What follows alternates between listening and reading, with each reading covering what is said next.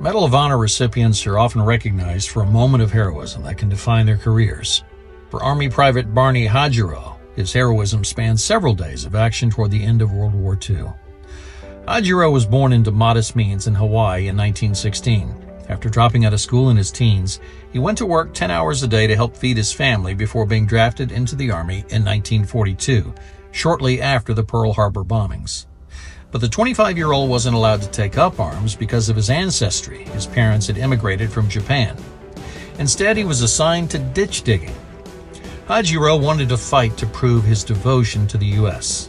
He got his chance in March of 1943 when he volunteered for the 442nd Regimental Combat Team, a newly formed unit of second-generation Japanese Americans. They would become a storied unit who fought in Italy before being reassigned to the invasion of southern France in 1944. On October 19, 1944, Hajiro was near the town of Briere, acting as a sentry to help Allied troops attack a house just 200 yards from him. He knowingly put himself in danger by standing on an embankment to draw enemy fire toward him instead of his fellow soldiers, all while directing fire back at them and taking down 2 enemy snipers all by himself. A few days later, on October 22nd, Hajiro again showed his bravery in action. He and another soldier managed to ambush 18 enemy soldiers patrolling not far from their own platoon. The enemy was heavily armed, but Hajiro and the other soldier still managed to kill 2 of them, injure another, and take the rest prisoner.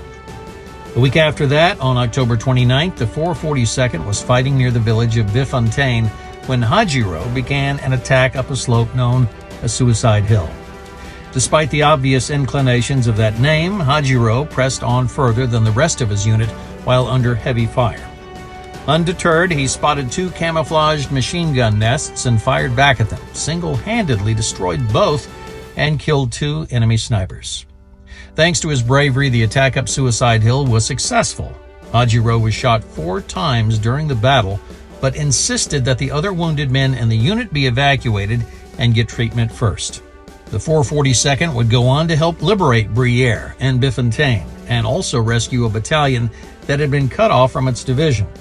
To this day, they're still one of the most decorated units in military history. Despite those accolades, Hajiro had to wait several decades for his Medal of Honor.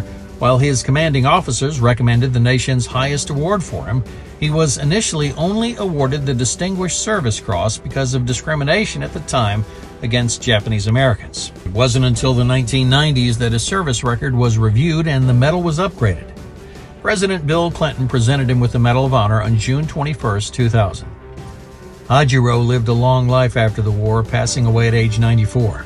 He died on January 21, 2011, and was buried at the National Memorial Cemetery of the Pacific, known as the Punch Bowl, in Hawaii.